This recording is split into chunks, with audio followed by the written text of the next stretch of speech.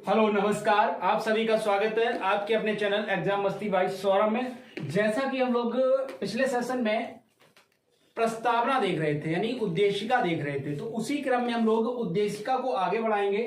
प्रस्तावना में हम लोगों ने पहला भाग शुरू किया था। क्या किया था? पहला भाग शुरू किया था। और पहला भाग जो था प्रस्तावना का वो क्या था? हम भारत के लोग, लिख लो सभी लोग अगर नहीं लिखा हो, हम भारत के लोग भारत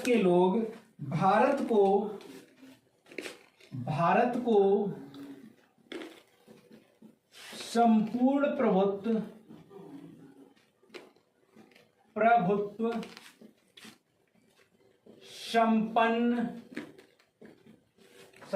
संपन्न समाजवादी पंथ निरपेक्ष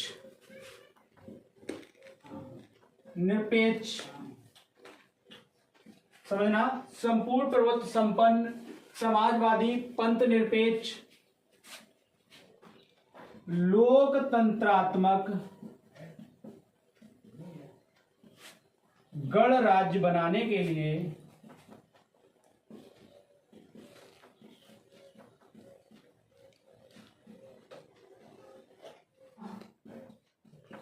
उसके समस्त नागरिकों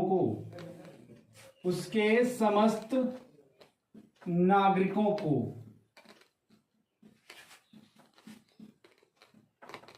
तो ये था हमारा भाग एक, और इसी की बाल में से खाल निकालना बाकी था।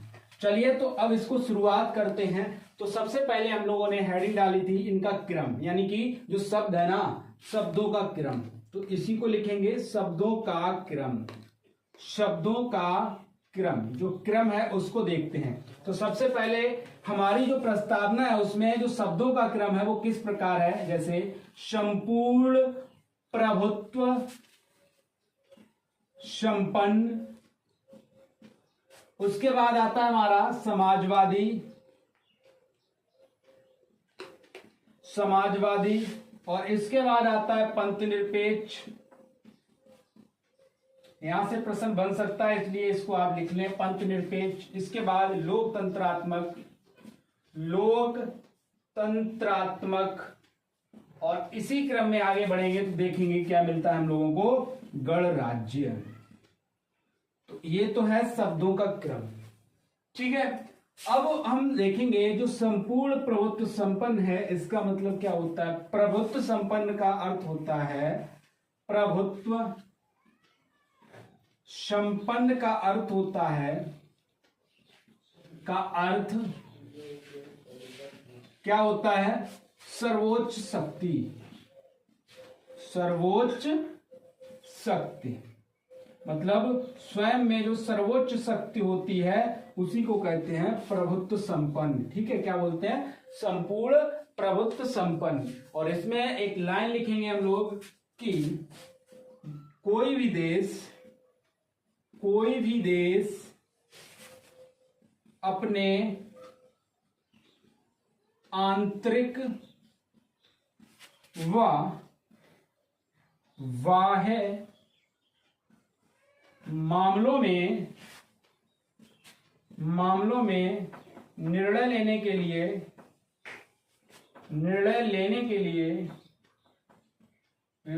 लिए कोई दबाव न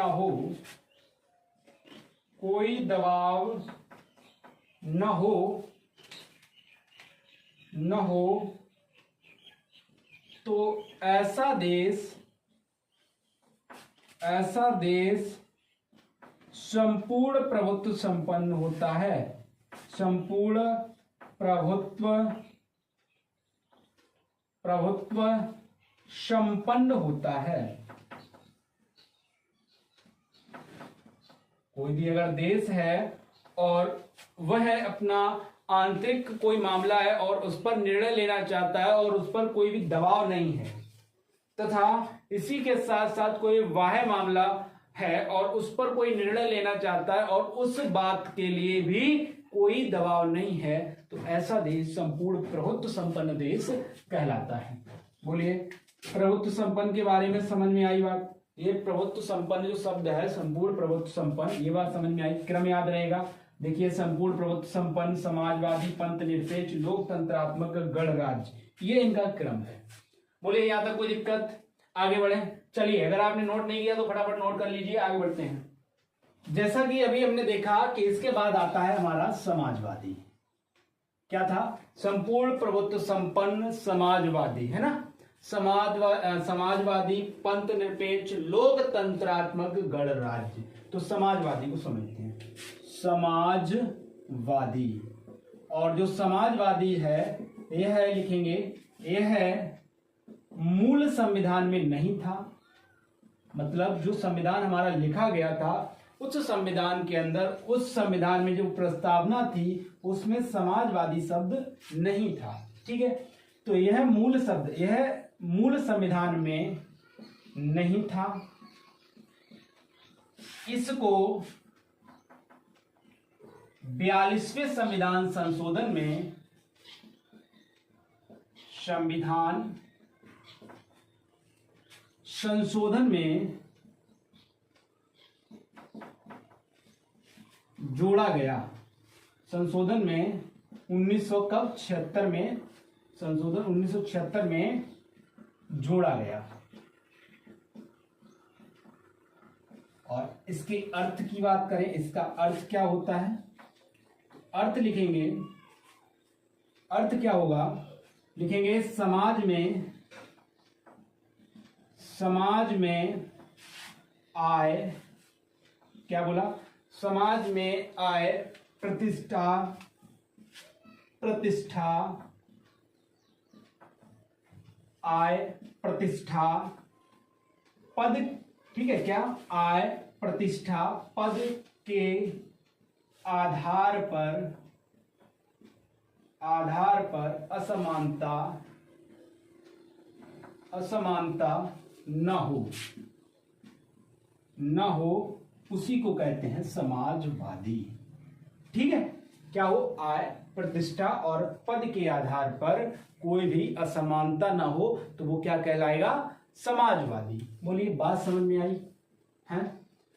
देखिए पहला हो गया संपूर्ण प्रभुत्व संपन्न। अच्छा, अगर हम बात करें और दूसरा जो है समाजवादी, समाजवादी जो होता है, समाजवादी क्या बोला हमने? समाजवादी जो होता है इसको हम दो आधार पर समझ सकते हैं। तो हम इसमें लिखेंगे समाजवादी मुख्यतः दो प्रकार का होता है, दो प्रकार का होता है।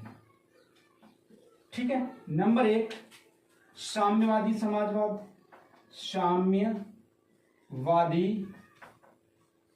समाजवादी,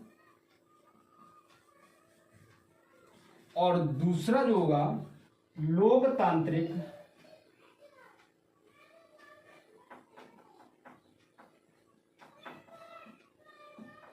लोकतांत्रिक मिश्रित समाजवाद।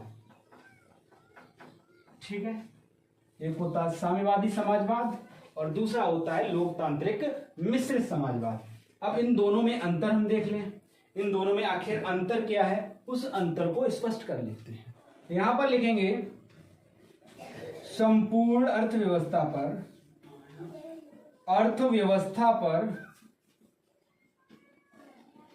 पर किसका अधिकार होता है? सरकार का अधिकार होता है, सरकार का अधिकार होता है। ठीक है, अधिकार होता है। आगे लिखेंगे, अगर इसमें लिखना चाहें तो इसमें कौन सी लाइन लिखी जाएगी? इसमें लिखेंगे संपूर्ण अर्थव्यवस्था पर सरकार का अधिकार होता है, लेकिन यहां पर सार्वजनिक क्षेत्र प्लस निजी दोनों का अधिकार होगा। ठीक है, इसके बाद यहां इसमें क्या खास बात होगी? जो साम्यवादी समाजवाद है उसमें क्या और होगा?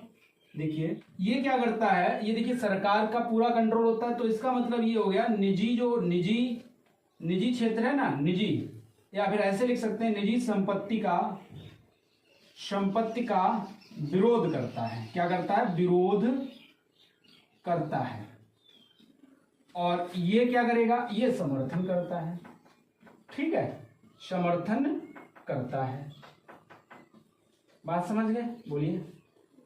यहां पर क्या किया? समाजवादी, जो समाजवाद था, समाजवादी लिख दो चाहे समाजवाद लिख दो, ठीक है, साम्यवादी समाजवाद था, उसमें क्या था? सरकार का क्या था? सरकार का ही सब कुछ है। लेकिन यहाँ पर निजी और सरकार दोनों का देखने को मिलता है। ठीक है, लोकतांत्रिक मिश्रित अर्थव्यवस्था में। इतना नोट कर लिया? अगर कर लिया तो फिर हम चलते हैं आगे की तरफ। इसके बाद जो तीसरा शब्द आया था, पंथ निरपेक्ष।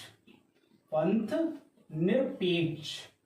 अच्छा, जो पंथ निरपेक्ष था यह भी मूल संविधान में नहीं था। मूल संविधान में नहीं था। नहीं था।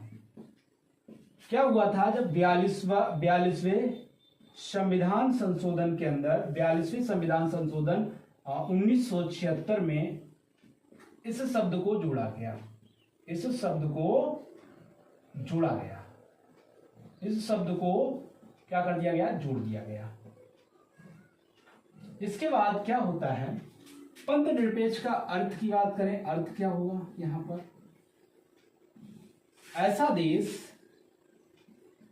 ऐसा देश जिसका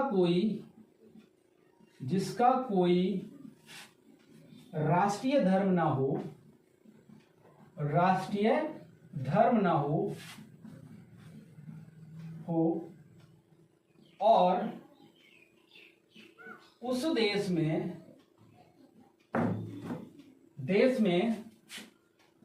सभी धर्मों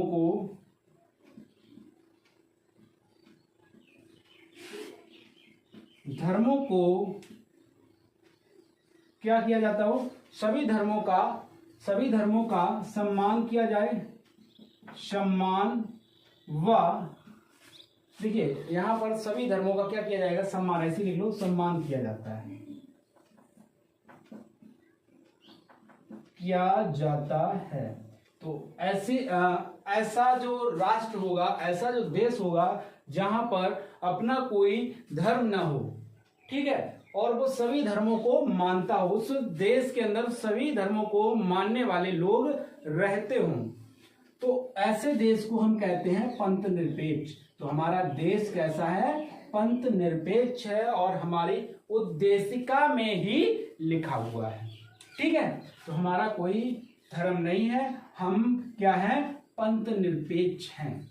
हमारे देश में कोई भी धर्म माना जा सकता और किसी भी धर्म का हम लोग अपना सकते हैं। ठीक है, चलिए अब आगे देखेंगे। यहां पर एक मामला आता है, एक केस होता है। केस कौन सा था? SR Bommai case 1994। और इस केस के अंदर क्या होता है? जब इसकी सुनवाई होती है और इस केस का जब निर्णय सामने आता है, तो पंथ निरपेक्ष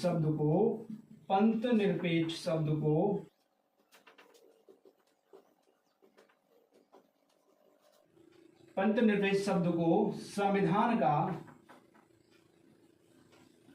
क्या किया जाता है? मूल ढांचा माना जाता है।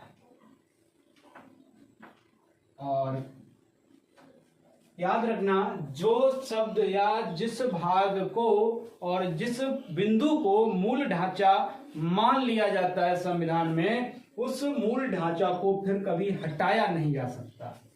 उसमें संशोधन किया जा सकता है, लेकिन उस मूल ढांचे को हटाया नहीं जा सकता है। ठीक है, तो बात समझ में आ गई। तो SR बॉम्बई केस 1994 में आता है और पंथ निरपेक्ष शब्द को क्या किया जाता है? संविधान का मूल ढांचा घोषित कर दिया जाता है। बोलिए, इतनी बात क्लियर हुई? यहां तक आपको समझ में आ गया? इसके बाद आता है लोकतंत्र। ठीक है, पंथ निरपेक्ष के बाद आया था लोकतंत्र। क्या आया था? लोकतंत्रात्मक शब्द आया था, तो उसी को हेडिंग में डालेंगे, लोकतंत्रात्मक। ठीक है, सभी लोग ये हेडिंग डालें, लोकतंत्रात्मक। इसी हेडिंग को हम लोग अगले सेशन में करेंगे, ठीक है, क्योंकि अभी स्टूडेंट आने वाले हैं तो उनको भी अब पढ़ाना पड़ेगा मुझे। तो आज के लिए हम लोग यहीं तक रखते हैं, मिलेंगे अगले सेशन में, तब तक के लिए नमस्कार, जय हिंद।